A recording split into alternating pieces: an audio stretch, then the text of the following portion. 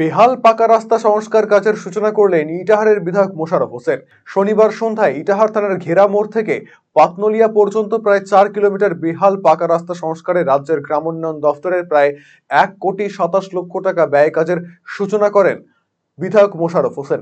রাস্তাটি সংস্কার হলে দুটি অঞ্চলের কয়েক হাজার সাধারণ মানুষ উপকৃত হবে বলে জানা গিয়েছে।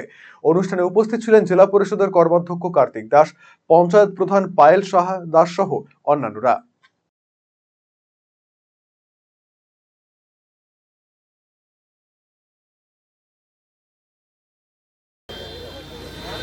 এর বাদ দিয়ে অনেক নেতৃবর্গরা আছে।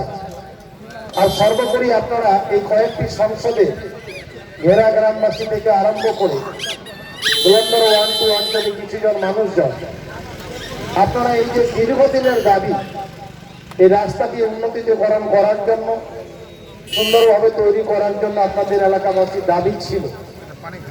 এই দাবি আজকে পূরণ হতে চলেছে বলে আপনারা সবাই আজকে উপস্থিত হয়েছেন।